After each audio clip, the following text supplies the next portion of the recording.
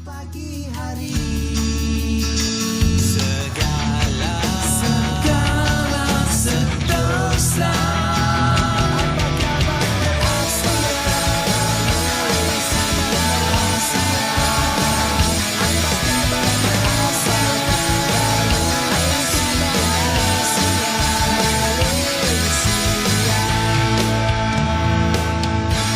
Assalamualaikum, selamat pagi. Apa khabar Malaysia? Cop, sebelum kita teruskan dengan kita punya perkenalan kepada mereka yang dalam perjalanan pulang ke kampung, saya ucapkan berhati-hati memandu di jalan raya kerana melihat situasi trafik di jalan raya hari ini agak lengang kerana kalau kita tengok 2 hari lagi kita nak menyambut Hari Raya Haji.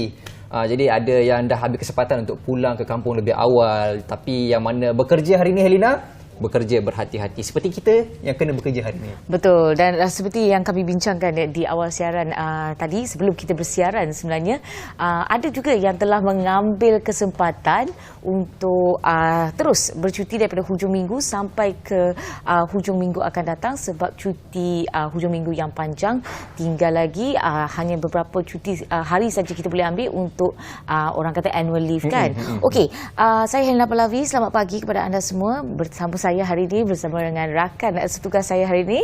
Saya Izzul Yusof dan seperti biasa kita ada beberapa portal kita boleh kongsi kepada anda, dan saya rasa ini satu berita baik untuk penunggang motosikal di mana diminta ataupun pengerusi LLM iaitu Datuk Seri Jalaluddin Alias meminta syarikat pemegang konsesi untuk menaik taraf laluan motosikal agar sesuai dengan motosikal berkuasa tinggi. Ia susulan melihat kepada laluan lorong masuk motosikal di beberapa negeri seperti di Pulau Pinang dan juga Ipoh yang dilihat tidak selamat untuk digunakan oleh motosikal berkuasa tinggi yang boleh mengakibatkan kemalangan. Jadi kalau kita melihat statistik yang dikeluarkan oleh LLM di sepanjang lebuh raya selian LLM dalam tempoh Januari sehingga Mei tahun ini sahaja, lebih 10,000 kemalangan telah dicatatkan, dan daripada 10,000 tersebut sebanyak 200 kes yang dicatatkan membabitkan kemalangan daripada motosikal. Jadi saya rasa ini merupakan satu berita yang baik susulan daripada video yang tular tempoh hari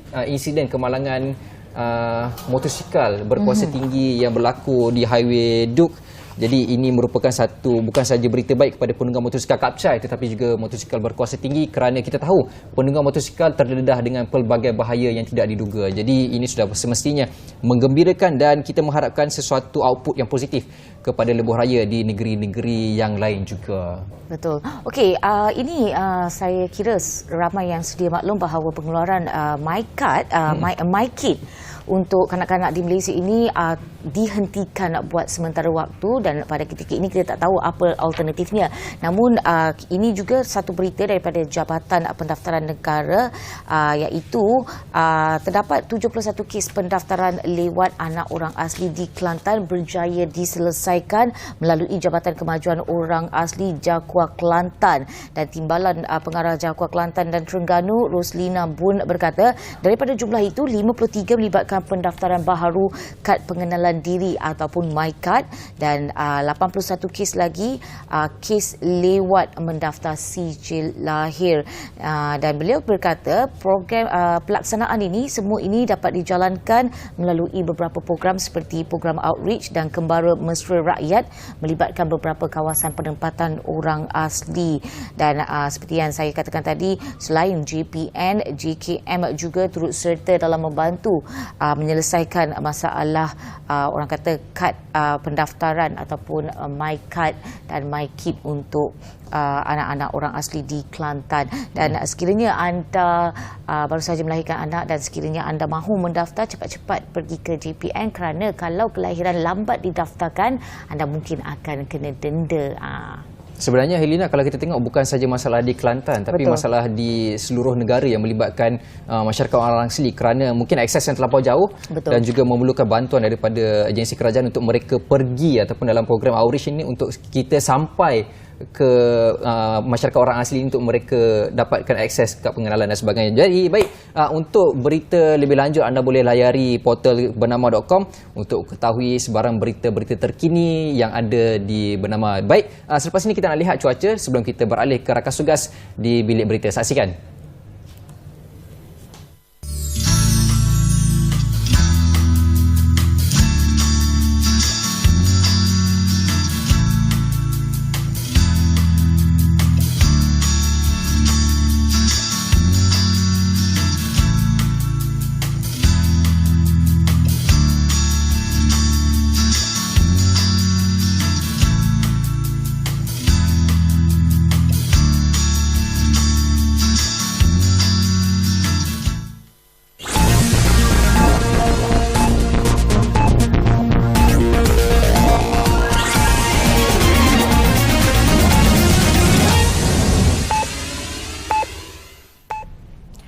Selamat dan salam Malaysia Madani, saya Pravina Tulisinggam dan dari Bilik Berita dimulakan dengan perkembangan ini.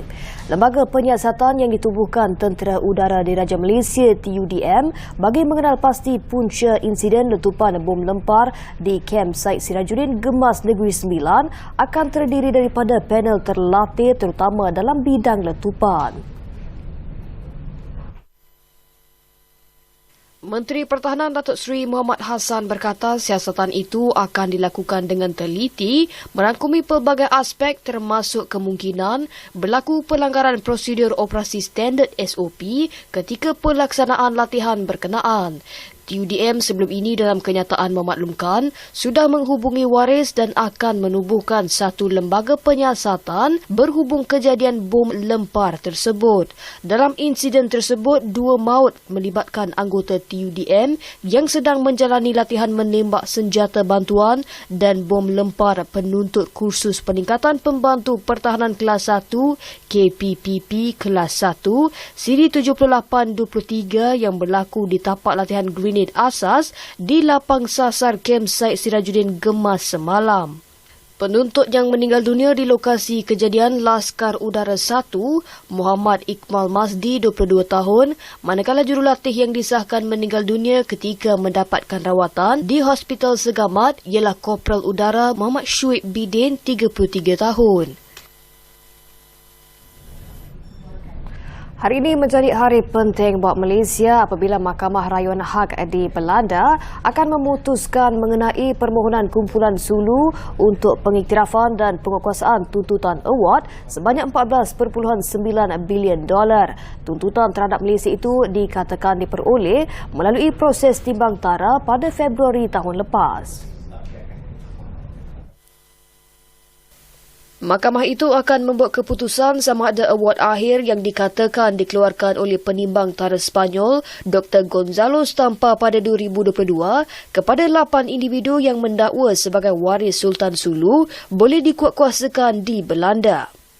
Dalam usaha mereka untuk menguatkuasakan award berkenaan, pihak menuntut Sulu dilaporkan telah cuba merampas aset firma minyak Malaysia Petronas di Luxembourg, aset di Belanda dan juga menyasarkan aset diplomatik Malaysia di Perancis termasuk sebahagian daripada kedutaannya.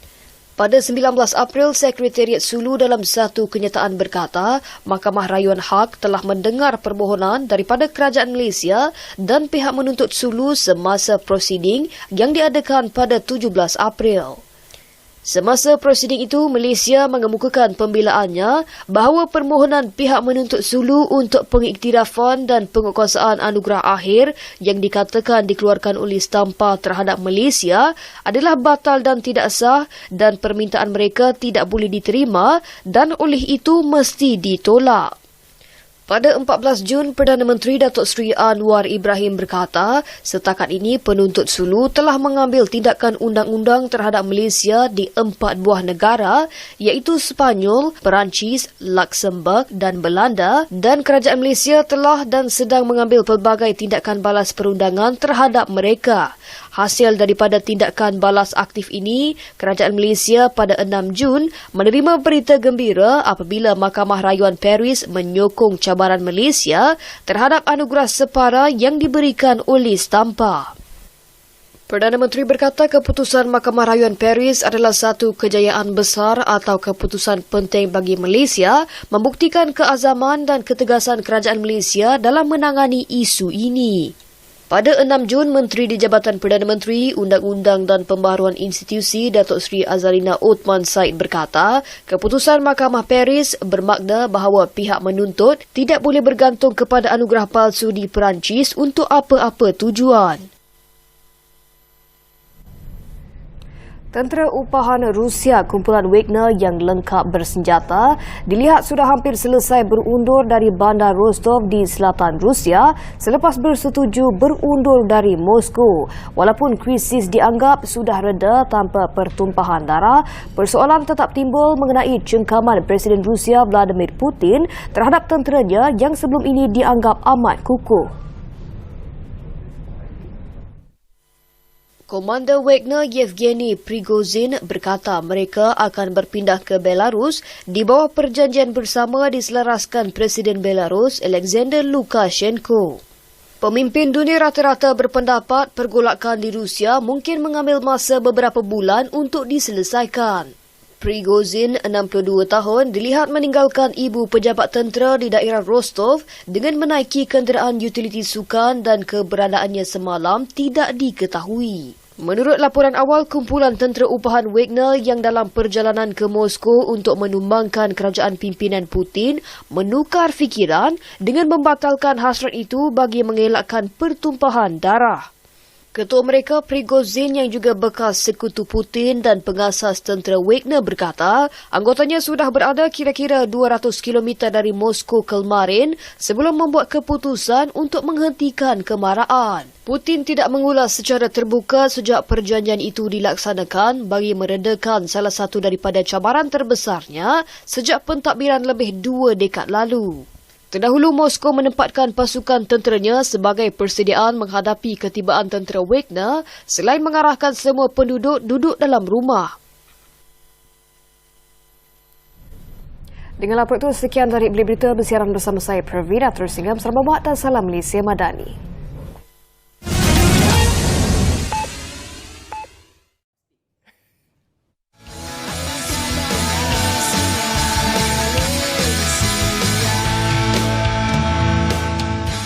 Okey, Izu, sebenarnya saya ada satu soalan kat you. Tasik Cini, tasik semula jadi ke tasik buatan? Kalau tasik Cini semula jadi. Semula jadi. Okey. Kalau tasik Kenyir? Kalau tasik Kenyir buatan. Dan tahu tak kalau bunga pun kita boleh buat, kita boleh kacuk dia. Kalau macam kita cari orkid lah, contohnya orkid mokara, kalau cari dekat hutan tak ada. Tetapi kalau kita pergi dekat Jabatan Pertanian Malaysia, ada banyak.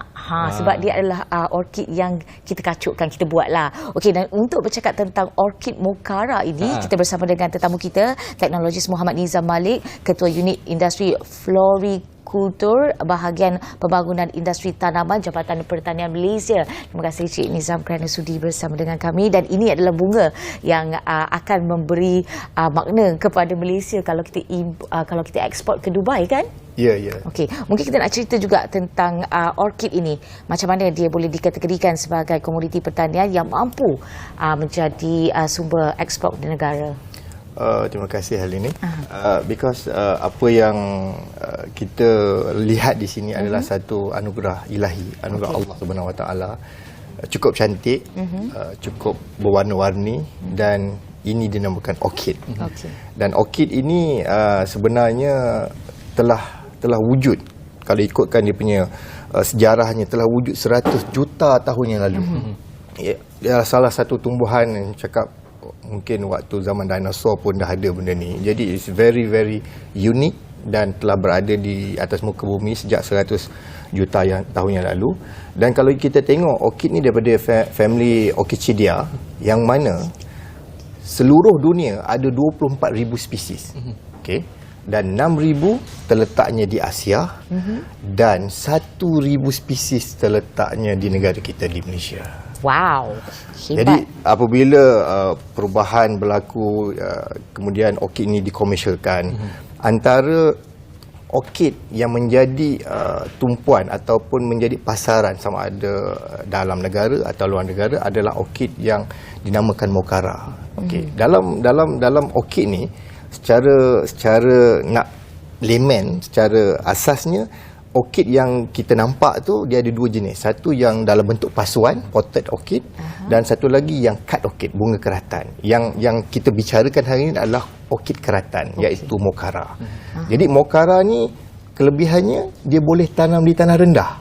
Maksudnya di tepi rumah, tak perlulah nak ada rumah kat Cameron Highland ke, kat Kundasang ke. Jadi dia boleh ditanam di tanah rendah, dan cuaca kita amat sesuai, menyebabkan kalau kita compare dengan orkid-orkid negara lain,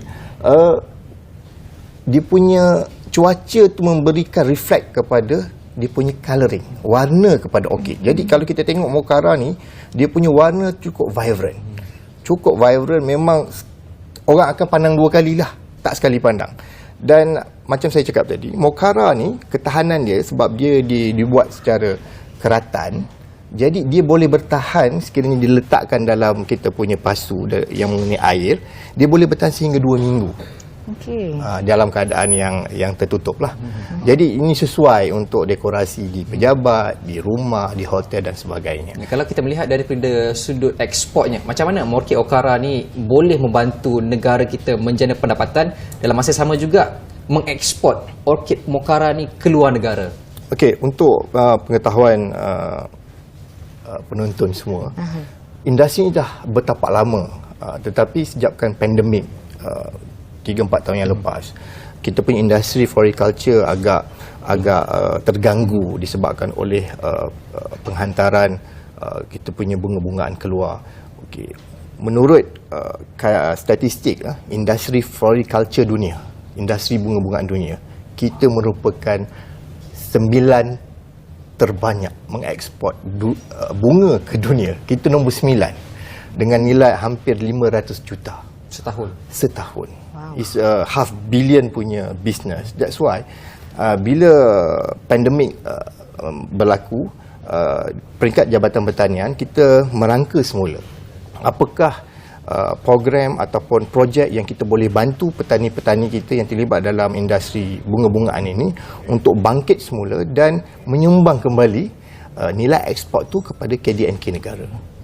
Kalau kita lihat orkid saja telah menyumbang lebih kurang dalam 10 ke 11 juta setahun, dan pasaran ekspornya biasanya ke Singapura lah. Tetapi kita mengambil peluang yang pendekatan yang baru ni selepas pandemik, kita fokus kepada negara-negara di pantai timur, di Timur Tengah seperti Dubai, UAE Dubai, di Riyadh, Jeddah dan sebagainya. Okey, dan melihat perkara itu, apa sebenarnya potensi antara Dubai ataupun negara-negara Arab Tengah itu dan juga Orkid Mocara? Kalau kita lihat tadi, macam Helen, saya maklumkan dari Helen tadi, Mocara ni boleh ditanam di kawasan tanah rendah. Okay. That is a opportunity pada mereka yang ingin terlibat, ingin membuka ladang orkid. Jadi tidak limited kepada orang cakap kalau kita nak tanam bunga ni mesti kawasan yang sejuk. Sebenarnya macam contoh Kekwa perlukan kawasan yang agak beriklim sederhana seperti Cameron Highland. Tetapi orkid ni boleh ditanam di kawasan biasa, di seluruh kawasan tanah rendah. Itu kelebihan Mocara. Nombor 2 yang cakap tadi berkaitan dengan Dubai. Kenapa Dubai?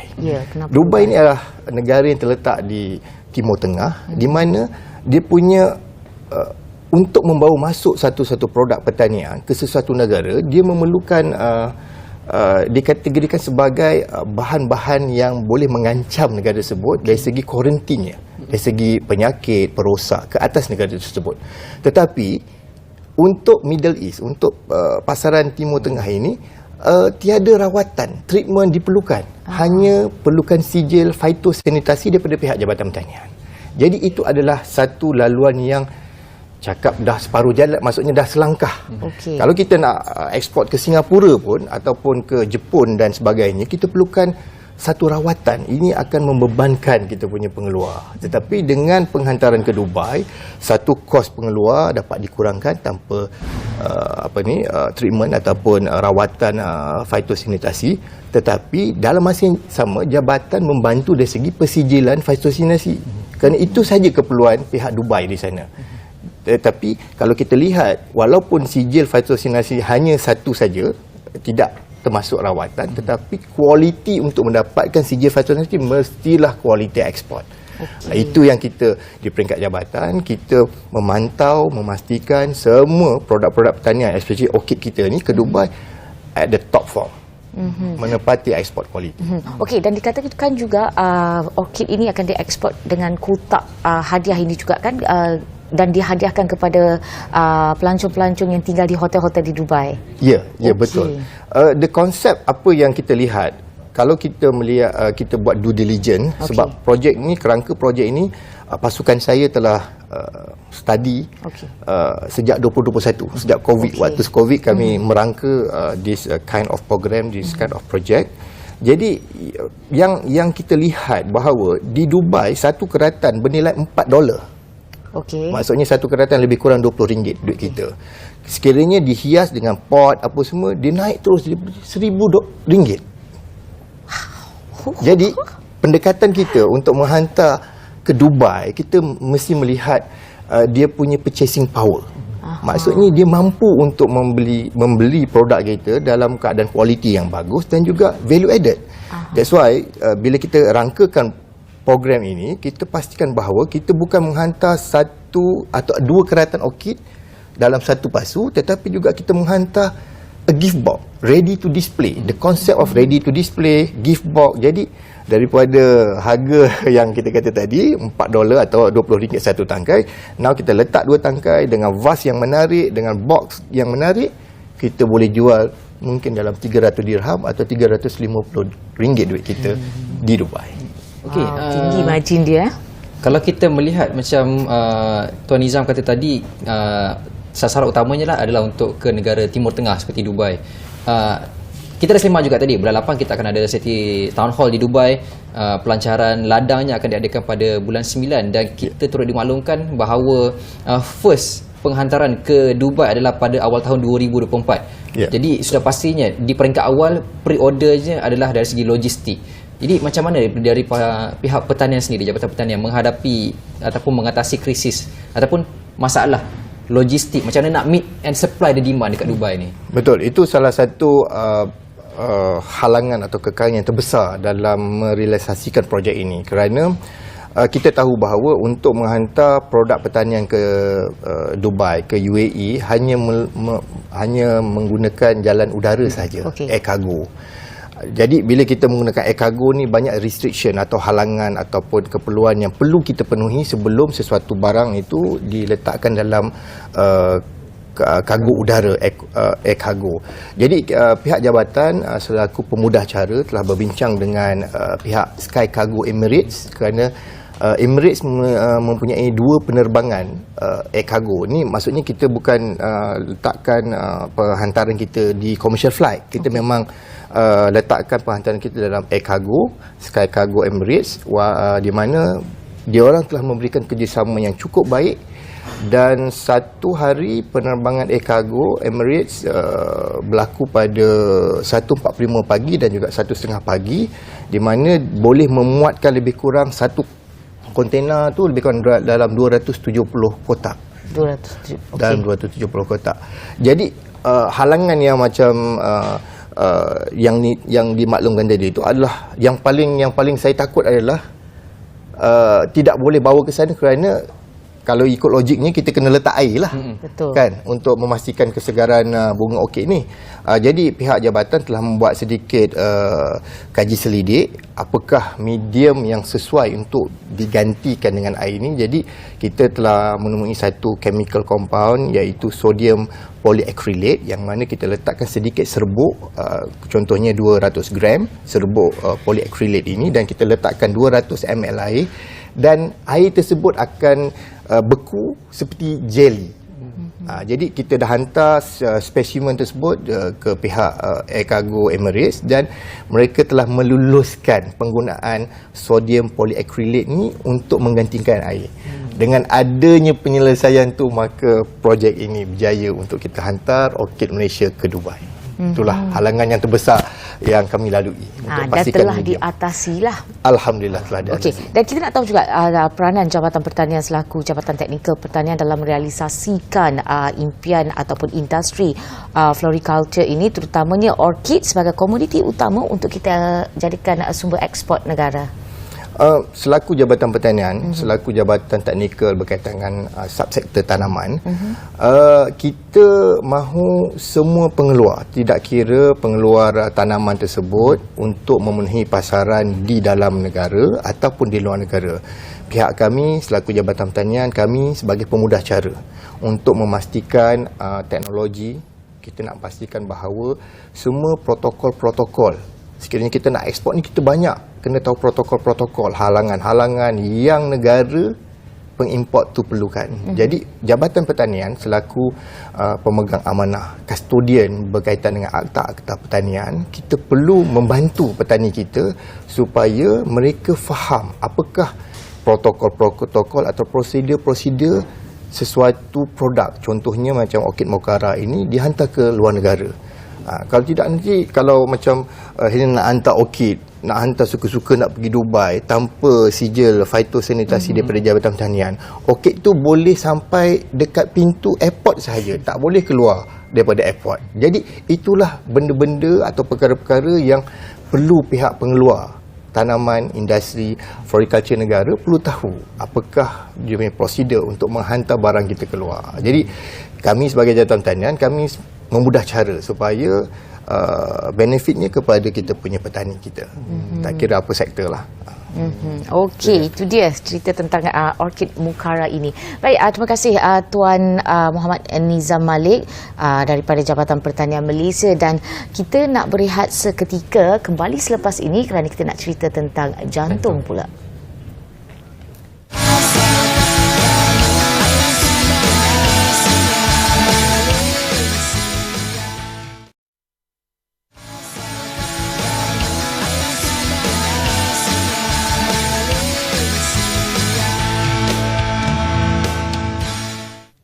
Baik, bertemu kembali dalam Apa Khabar Malaysia. Sebelum kita teruskan dengan topik kita, tahukah anda Pertubuhan Kesihatan Sedunia ataupun WHO mengeluarkan statistik bahawa penyakit kardiovaskular telah menyumbang sebanyak 17.9 juta kematian akibat daripada penyakit tidak berjangkit melibatkan jantung ini ataupun kita panggil NCD. Dan daripada jumlah tersebut, hampir 44% daripada NCD yang disumbangkan melibatkan penyakit kardiovaskular. Di Malaysia pula, kira-kira 18,000 ataupun 17% daripada kematian yang berlaku di Malaysia disahkan akibat penyakit jantung. Jadi itu merupakan satu angka yang amat membimbangkan dengan kos rawatan yang dianggarkan lebih daripada 4 bilion diperuntukkan bagi perbelanjaan merawat penyakit jantung sahaja. Jadi kita nak bercakap, topik kita pada hari ini, sakit jantung pembunuh senyap. Saya rasa semua orang dah sedia maklum berkaitan dengan penyakit jantung, tapi suka untuk kita war-warkan kembali. Betul. Ingatkan semula bahawa ada satu penyakit yang membunuh dalam diam. Dan pada hari ini kita bersama dengan pakar perunding kanan kardiologi, iaitu Datuk Seri Dr. Azhari Rosman. Apa khabar, Doktor? Terima kasih Doktor. sudi ke Apa Khabar Malaysia. Di permulaan kita, mungkin Doktor boleh terangkan secara ringkas kepada penonton kita, sebenarnya apa penyumbang sakit jantung utama di Malaysia ni? Ya, dia punya, kita refer tu sebagai risk factor lah. Risk factor ni ada banyak. Yang pertama adalah nombor 1, kolesterol, nombor 2, merokok, darah tinggi, kencing manis, dan paling common kegemukan lah. So obesity adalah satu risk factor yang contribute ataupun membuat pembuluh darah kita rosak dan menyebabkan penyakit jantung coronary. So penyakit jantung coronary kita mula-mula dia start licin je, smooth, dia tak ada penyakit. Lepas tu apabila lama-lama dia punya plak tu akan menebal, dia akan sebabkan kesempitan pembuluh darah. Itu dah atherosclerosis nama dia. So, atherosclerosis ni boleh melibatkan pembuluh darah di dalam jantung dan di dalam otak juga, menyebabkan stroke. So heart attack dengan stroke tu lain lah. So ini ada risk factors untuk penyakit jantung. Okey, dan bercakap tentang heart attack, stroke dan sebagainya, apa lagi kalau kita boleh lihat penyakit yang disebabkan oleh jantung ini? Heart failure, kegagalan jantung. Kegagalan jantung tu bila, apa kriteria? Bila jantung ni dah rosak, dah kena damage, for example, akibat banyak kali kena serangan jantung, ataupun kencing manis yang tak kontrol, muscle dia akan rosak dan dia akan membesar, membengkak. Jantung besar dia call it kan. So bila jantung bengkak, dia tak boleh pump dengan efisien lah. Jadi dengan ini kita punya badan akan jadi sembab, kaki bengkak, paru-paru isi air, pernafasan pun pendek, tak boleh baring lurus, kena baring duduk. Itu adalah simptom-simptom kegagalan jantung. Sebut nafas, nak cakap pun tak bermaya. Ini adalah late stage of penyakit jantung coronary. Okey. Dan itu kalau kita tahu adalah yang terakhir kan. Doktor mungkin boleh jelaskan ini so jantung normal. This is gambar jantung normal. So jantung ni is actually one of our cases dekat IJN ni, jantung yang donor.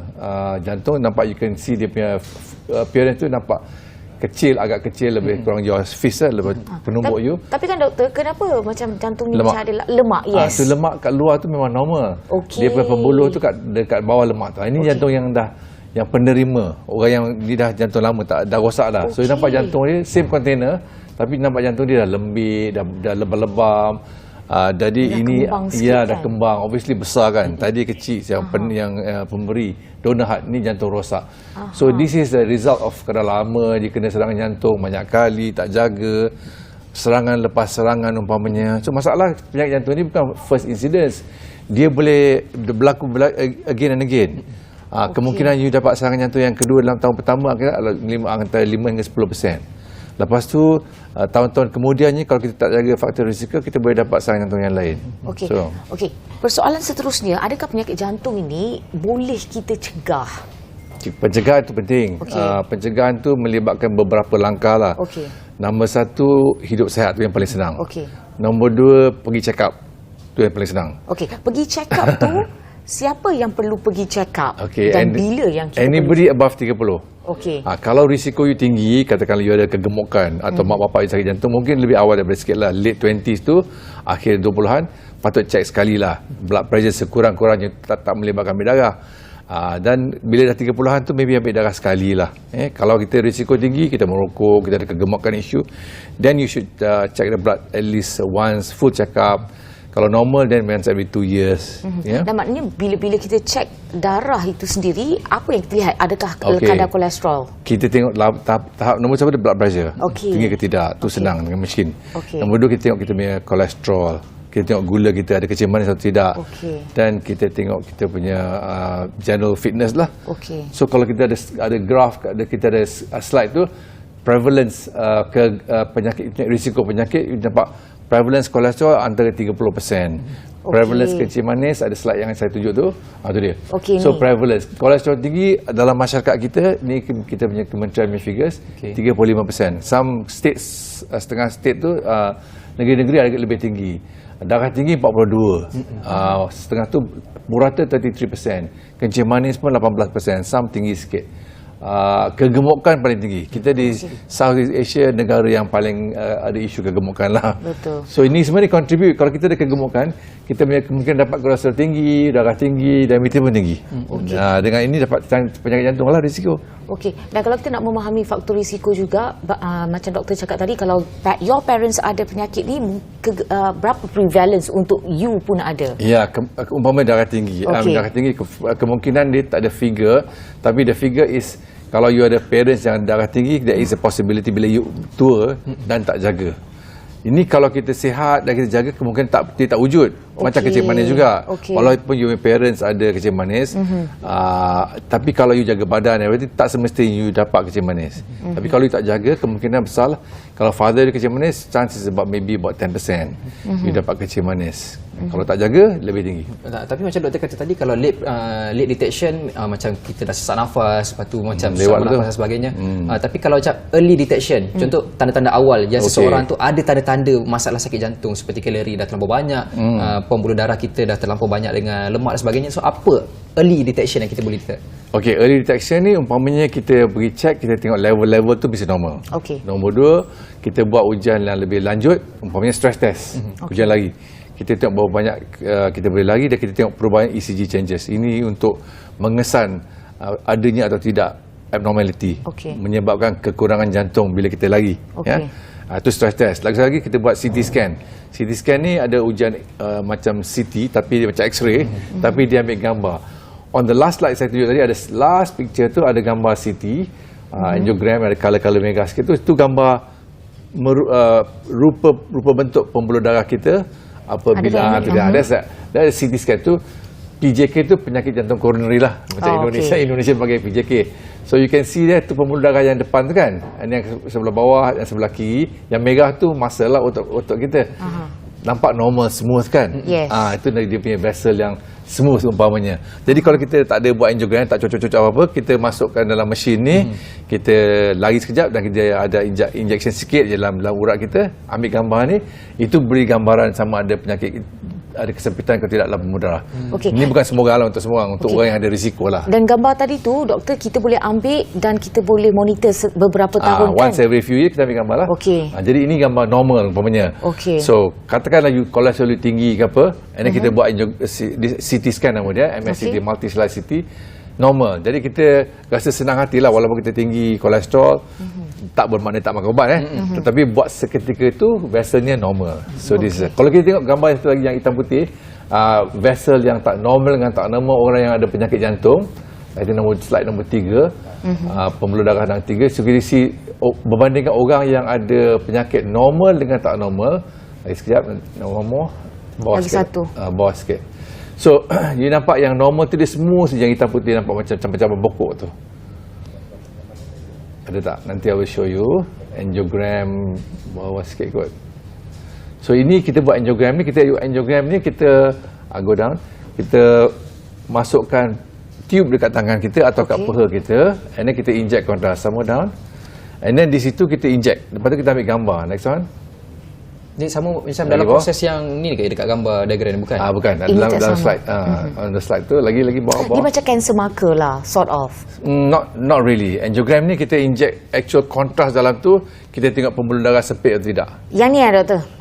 Okay. You see on the left yang corner tu, itu yang normal. Nampak smooth saja kan nampak pembuluh darah tu shape jantung. Okay. Bahagian kiri tu dia punya tube lah yang kita masuk tu, nampak pendek sekali sebelah kiri top corner tu kan. Then kita nampak ini adalah pembuluh darah sebelah kanan ni paling teruk lah, nampak kesepit macam nak putus kan. Ni 34 tahun tau. Agak muda tapi weight 97 kilo lah. Ni pesakit saya. Yang ni perempuan 32 tahun. So perempuan pun tak protected from penyakit jantung. Ini perempuan 32 tahun, tengok dia punya kesempitan dia kena pakai arrow tu. So perempuan pun berdapat kesempitan coronary. Laki-laki pun berdapat kesempitan coronary. Dulu kita dapat penyakit coronary ni orang tua-tua.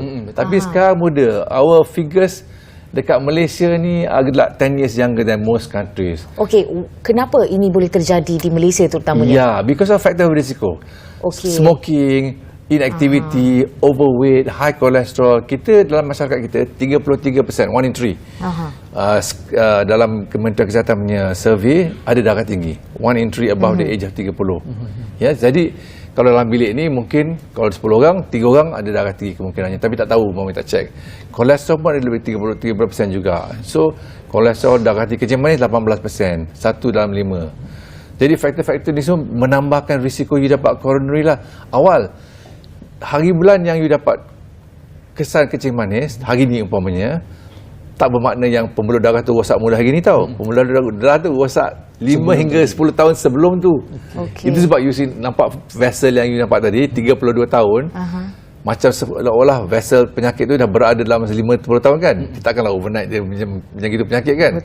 So banyak tahun sebelum tu dia dah mula start. So sekarang ni kita nak kesan penyakit ni daripada awal, sebelum dia dah bertapak macam sehingga sedemikian. So kita untuk mendapat tu kita buat ujian-ujian darah, screening, dan jika perlu kita buat scan lah. Obviously kalau ada scan dan kita ada risiko, kita rawat awal. Jangan tunggu hingga serangan jantung berlaku. Okey, doktor bercakap tentang rawatan awal, apa yang boleh kita lakukan dan mungkin teknologi yang ada di Malaysia ini untuk merawat penyakit jantung. Okey, dia punya rawatan adalah berdasarkan dia punya ubat-ubatan lah Ubat kolesterol kita ada ubat yang canggih. Ubat darah tinggi pun ubat canggih yang boleh makan sebiji sehari. Kencing manis pun sekarang ada banyak jenis yang boleh mengubah suaikan dia punya projection tu supaya hidup lama lagi. Because kalau kita ada kencing manis, jangka masa hidup kita memang pendek akibat penyakit dia. Dengan ubat yang baru ni kita boleh mengurangkan dia punya risiko dapat serangan jantung, buah pinggang dan lain-lain supaya hidup kita lama, insya-Allah lah So ada ubat-ubat yang penting. Kalau dah kena sakit jantung, ada rawatan juga. Itu rawatan khusus lah, balloon, angioplasty dan lain-lain. So kalau kita buka balloon umpamanya, kita masukkan balloon. Ini kalau ada kesempitan, di sini ada vessel yang dah sempit yang tadi tu kan. Ini vessel yang sempit tu. Mungkin doktor boleh angkat tinggi sikit. So ini vessel yang sempit umpamanya. Ini vessel yang normal. So vessel yang sempit kat sini. Dan sini adalah kita masukkan stand. Stand ni besi lah actually. Dengan balloon. Apabila kita dah masukkan stand dengan balon, kita buka balon ni, kita penyetkan dia punya kolesterol tu, kita tinggalkan stand dekat dalam tu. So stand ni kat dalam ni lah, tinggal dalam ni. Kalau besi dia tinggal selama-lamanya lah, kalau jenis lain dia akan di-reabsorb lah terpulang pada jenis yang kita pakai. Jadi ini akan membukakan kesempitan pembuluh darah tu. Jadi dengan syarat kesempitan tu tak menyeluruh lah. Yang tadi kita nampak dalam pembuluh darah tadi, kesempitan tu everywhere.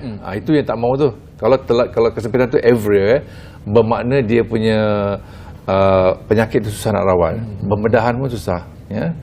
Doktor, bila yang sempit tu, yang kuning tu, dia lama-lama akan hilang ataupun dia memang duduk kat situ je? Ya, It will stay there. usually most of it akan berada di sana. Kalau kita nak dia kurang, boleh nak reversekan proses lah. Kita kena reverse dengan kolesterol, tahap kolesterol yang rendah, yang betul-betul rendah. So LDL kolesterol mesti kita ada figure lah 1.8 dan ke bawah. Kebanyakan orang Malaysia kolesterol level dia lebih kurang 3.4, 3.5. Average lah. Dan kita tahu dalam kita punya kajian statistik, most Malaysians yang kena serangan jantung level kolesterol dia lebih kurang 3.4, 3.5. So that's the level yang ada serangan jantung. So you see on one of my graphs, I will show you that the umur serangan jantung demi kolesterol level adalah lebih kurang 34, 35. So itu agak tinggi lah. Okey doktor, mungkin sarana pada doktor untuk mereka di luar sana macam mana nak menjaga kesihatan jantung ni supaya mengelakkan daripada terkena penyakit jantung yang boleh membawa maut ni. Okey, nombor satu, kalau dia sakit kolesterol atau darah tinggi atau kencing manis, ambil rawatan yang tepat, khusus dan sampai ke target. That means it must reach target value yang kita hendaki. Tak cukup ambil makan ubat saja. Dia sampai ke the level of target. Nombor dua, kita kena avoid penyakit itu in the first place lah. That means daripada muda kita jaga kesihatan, jaga berat badan, jaga kita makan, exercise dan lain-lain. Ya. Jangan mokok umpamanya. So these lifestyle changes ni akan impact kita punya first half and second half of the life. Kalau kita nak buat rawatan selepas kita dah middle age dan tak jaga masa kita muda, itu pun akan impact tak banyak berubah. Dan minum air suam atau air sejuk ada beza atau tidak? Tak ada beza lah. I mean, these are air biasa je. So I think what is important is kesan dia punya risiko, rawat dia punya risiko dan rawat kepada tahap yang perlu.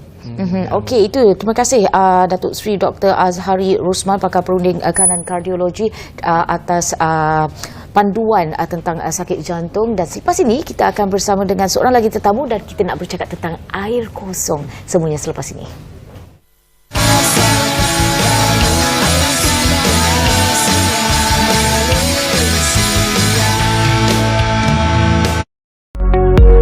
Malaysia Madani adalah panduan, ikhtiar holistik dan dasar pentadbiran yang berteraskan kasih sayang.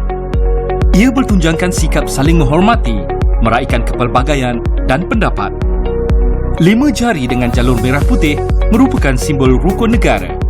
Bulan sabit melambangkan Islam sebagai agama persekutuan. Bintang berbucung 14 menandakan perpaduan 13 buah negeri dan wilayah persekutuan.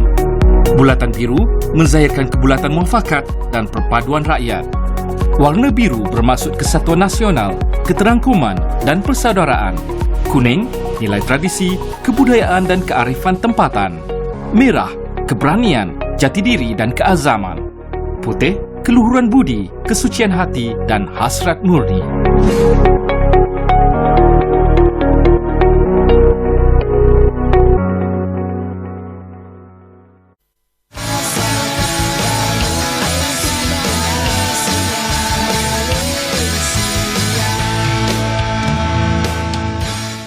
Okey, secara statistiknya 40% murid sekolah didapati tidak minum air kosong di sekolah dan seperti yang disarankan, dan kalau kita lihat 30% murid-murid sekolah juga hanya meminum ataupun didapati meminum air berkarbonat sekurang-kurangnya sekali sehari. Dan ini adalah statistik daripada Tinjauan Kesihatan dan Mobiliti Kebangsaan 2017, dan kita tahu bahawa minum air kosong yang cukup 8 ke 9 gelas sehari adalah satu perkara yang optimum, dan untuk itu kita akan berbicara dengan lebih lanjut bersama dengan tetamu kita, iaitu Puan Siti Adibah Abdul Halim, Ketua Penolong Pengarah Bahagian Pemakanan daripada Kementerian Kesihatan Malaysia. Terima kasih Puan kerana sudi bersama dengan kami. Mungkin kita nak bercerita tentang peranan air kosong ini sendiri dalam fungsi badan kita.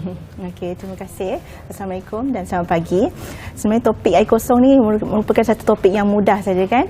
Simple, very straightforward. Tetapi mungkin dah ramai lupa tentang kepentingan air kosong ni pada kita kan. Air kosong ni sebenarnya merupakan satu komponen air lah, sebenarnya merupakan komponen yang sangat penting dalam tubuh kita. Sebenarnya dalam 60% daripada berat badan kita sebenarnya adalah air. Okey. Jadi air kita sarankan untuk air yang terbaik untuk diminum adalah pastinya lah air kosong, bukan air manis yang bergula kan. Kita perlu kurangkan minuman manis bergula dan perlu tingkatkanlah pengambilan air kosong. Air kosong ni kalau ikut definisi dia, dia merupakan air yang boleh diminum, air yang selamat untuk diminum, di mana air dia tidak ditambah dengan apa-apa bahan ataupun perisa. Jadi contohnya adalah sumbernya lah daripada sama ada air mineral ataupun air ditapis atau yang dimasak untuk memastikan dia selamat. Dan juga kita ada juga RO water kan. Ada banyak jenis air kosong lah. Jadi kita perlu pastikanlah kita ambil air kosong yang secukupnya seperti yang kita sarankan, di mana ia mempunyai peranan yang banyak yang baik dalam badan kita untuk memastikanlah badan kita untuk kekal dapat menjalankan fisiologi tubuh yang baiklah. Pertamanya kan dalam dari segi mengawal atur kita punya suhu badan lah kan. Dengan minum air kosong kita akan pastikan suhu badan kita dalam tahap yang optimum, iaitu dalam 36 hingga 37.5 kan, dan dasar untuk fungsi tubuh yang baiklah. Selain itu ia juga membantu untuk mengangkut nutrien. Kita dah makan makanan dan dia dah diproses, dan nutrien-nutrien tu yang telah diproses seperti vitamin, mineral dan juga asid lemak dan semua zat-zat yang kita dah diproses tu untuk digunakan oleh badan kita. Jadi air ni penting untuk mengangkut, termasuk juga oksigen untuk kita digunakan oleh badan kita lah. Dan selain tu ia juga membantu sistem perkumuhan, sama ada dari segi kita melalui urea, kita buang air kencing ataupun melalui perpeluhan lah. Dia, dan yang menariknya air kosong ni sebenarnya dia boleh membantu kita untuk mengurangkan berat badan. Dia adalah cara yang paling mudah sebenarnya kan. Kalau seseorang tu susah macam nak start untuk kurangkan berat badan, apa kata mulakan dulu dengan minum air kosong, ganti minuman manis tu dengan air kosong. Cuba dulu, memang sebab air kosong 0 kalori, dia tak memberi apa-apa kalori, dan sebaliknya boleh membuatkan kita rasa lebih kenyang dan kita rasa tak nak makan kan, dan mengurangkanlah pengambilan kalori harian kita lah. Okey Puan, kalau kita melihat di kedai, terutamanya murid-murid sekolah ni, mereka banyak terdedah dengan air mineral yang dibotolkan. Kalau kita tengok air mineral yang dibotolkan pun ada beberapa jenis, seperti penutup warna hijau, warna biru, warna putih. Ada air mineral, air drinking water, lepas tu ada RO, reverse osmosis. Jadi antara kesemua jenis air mineral tu, mana satu yang sebenarnya yang elok untuk kita konsum, baik untuk kesihatan kita? Lagi satu, air yang kita masak kat rumah. Okey, sebenarnya seperti saya kata tadilah, kita sarankan mengambil air kosong, tidak kira lah asalkan itu selamat untuk diminum. Dan cuma perbezaannya, kalau RO tu maknanya dia proses tu dia reverse osmosis kan, jadi ada juga mineral yang tidak adalah dalam air tersebut. Yang lebih eloknya kita just ambil air kosong, air yang dimasak di rumah tu, asalkan dia selamat. Dan juga kita air mineral yang dibotolkan pun selamat, bergantung kepada masing-masing lah. Yang pastinya kita ambil air kosong. Okey. Tapi ada juga, kalau tak salah saya sebelum ni viral, air botol perasa. Air botol perasa. Tapi dari pandangan puan sendiri selaku daripada KKM, sebenarnya air mineral yang diletakkan perasa, dia minum air mineral kosong atau air kosong, tapi dia ada perasa yang boleh dipilih, contoh perasa apple ke perasa peach dan sebagainya. So adakah ia sebenarnya baik untuk kita minum ataupun ada kesan sampingan dia? Okey, sebenarnya itu mungkin merupakan salah satu cara untuk galakkan seseorang untuk minum air kosong. Sebenarnya dia nak jadikan dia salah satu trend untuk menggalakkan minum air kosong kan. Dari segi nutrisi tak ada masalah kan, boleh saja minum air yang berperisa sebab dia pun tidak mendatangkan apa-apa kalori lah. Walau bagaimanapun sebenarnya air kosong ni, apa kita nak bawakan, dia sebenarnya sesuatu yang murah, mudah didapati. Tak semestinya kita beli dengan mahal. Kita hanya rebus air kat rumah pun dan make sure kita minum dalam kuantiti yang disarankan, tu 6 hingga 8 gelas sehari dah memadai. Okey. Kalau kita kurang minum air, apa sebenarnya kesan kepada badan kita dan kanak-kanak terutamanya? Okey, apabila kita kurangnya pengambilan air, sepatutnya disarankan oleh Kementerian Kesihatan adalah 6 hingga 8 gelas sehari. Okey, sehari maknanya ni air kosong sehari 6 hingga 8 gelas. Sekiranya kekurangan, kita boleh menyebabkan dehidrasi lah. Dalam sistem badan dia dan menyebabkan kalau lebih teruk lagi ginjal perlu bekerja lebih keras lah kan untuk memproses kumuhkan bahan buangan. Jadi itu dan dia boleh juga menyebabkan pening kepala kan, rasa penat dan boleh mengganggu juga. Kalau untuk kanak-kanak dia boleh mengganggu juga dari segi pembelajaran dari konsentrasi dalam kelas. Oleh itu memang kita sarankan untuk kanak-kanak bawalah kan air kosong ke sekolah ataupun sekolah tu sendiri menyediakan, make sure pastikan adanya kebolehdapatan air kosong ataupun tabung air di sekolah supaya murid-murid kita boleh refill. Apabila dia akan kekal konsentrasi dia lah dan boleh meningkatkan dia punya penumpuan dalam kelas dan seterusnya boleh meningkatkan pencapaian akademik dia. Okey, difahamkan akan ada satu program yang berkaitan dengan air kosong yang akan dicuba untuk memecahkan ataupun dibawa masuk dalam program Malaysia Book of Record. Mungkin Puan boleh kongsikan apa programnya tu? Okey, ini adalah satu program yang terbaru lah yang kita jalankan dengan kerjasama antara Kementerian Kesihatan dan Kementerian Pendidikan Malaysia, di mana kita nak galakkan pengambilan air kosong yang selama ni benda yang mudah tapi orang lupa nak buat. Orang makin banyak mengambil minuman manis, minuman yang viral kan. Jadi kita nak naikkan balik, nak cetuskan lagi semangat ingatkanlah untuk minum air kosong. Kita ada menjalankan sebenarnya kita buat Malaysia Book of Records. Okey, di mana kita mensasarkan dalam 4 juta rakyat Malaysia untuk minum air kosong secara serentak teramai di Malaysia pada 4 Julai 2023 pada hari Selasa ini.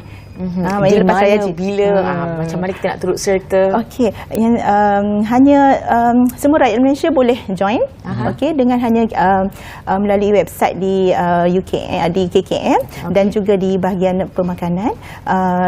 Just isi kehadiran. Okey, isi kehadiran, letak nama dan ambil gambar semasa minum air kosong pada jam 12 tengah hari dan hantar je pada send saja dan kita akan rekodkanlah untuk disenaraikan sebagai salah satu peserta dalam Malaysia Book of Records. Okey, itu kita nak penjelasan lebih lanjut tu. Bila kita isi nama dan sebagainya itu kita nak isi kat mana? Mana kita nak Facebook ke apa ke? Okey, kita akan bila masuk dalam website KKM ataupun nutrition bahagian pemakanan Kementerian Kesihatan akan ada link lah, link. Just masuk dalam link tersebut dan isikan nama dan sertakan dengan foto sebagai bukti anda minum air kosong pada jam 12 tu dan send saja dan akan terus sampai kepada pihak Kementerian Kesihatan lah untuk kita kira penyertaan. Dan mungkin kalau anda semua ada media sosial dan sebagainya mungkin boleh lakukan sama jugalah, just sebagai promosi tapi tak record lah. Kalau nak record kena pergi website KKM, betul? Okay. Dan sebenarnya aktiviti itu kita buat di semua sekolah. Di semua sekolah sekolah rendah, sekolah menengah di seluruh Malaysia akan menjalankan aktiviti yang sama, di mana dia akan dilaksanakan sempena pelancaran inisiatif membudayakan pengambilan minum air kosong dalam kalangan kanak-kanak sekolah. Okey, inisiatif ini, aktiviti ini kita akan dirasmikan oleh Ketua Pengarah Kesihatan dan Ketua Pengarah Pendidikan Malaysia sendiri. Dalam menuju ke arah Malaysia lebih sihat, 4 juta akan minum air mineral secara serentak pada 4 Julai nanti. Mungkin Puan secara ringkas ni boleh kongsikan harapan Puan, bukan saja untuk program nanti tapi juga untuk budaya mengembalikan keenakan meminum air kosong ni. Okey, harapan Kementerian Kesihatan Malaysia sendiri supaya kita semua dapat minum air kosong mengikut saranan yang kita tetapkan, iaitu 6 hingga 8 gelas sehari dan sebenarnya kita boleh buat di mana-mana saja. Okey, walau macam kita pekerja, kita pergi ke office bawa air kosong. Okey, dan murid sekolah pun bekalkan air kosong dan minum air kosong sebelum kita rasa dahaga sebenarnya. Itu paling penting. Dan apabila minum di kedai, makan di kedai, makan di luar, tak payah order air manis.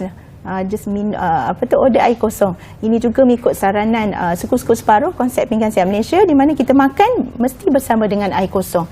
Dengan cara ini boleh membantulah Malaysia untuk mengurangkan tahap status pemakanan yang semakin membimbangkanlah di Malaysia, obesiti, berlebih berat badan, kencing manis, hypertension kan, penyakit jantung, beberapa jenis kanser dapat dikurangkan dengan adanya perubahan yang ternampak sikit ini. Okey, terima kasih Puan Siti Adibah atas perkongsian itu tadi.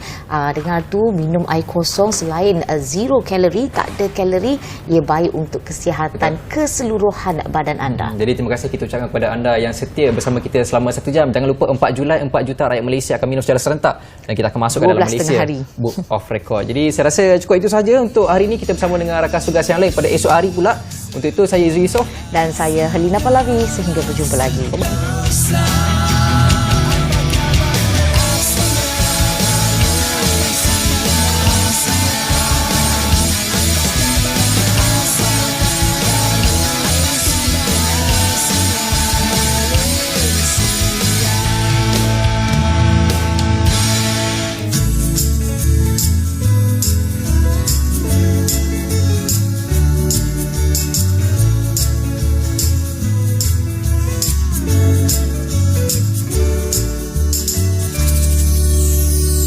Senyum segar di pagi hari, terus bangkit yakin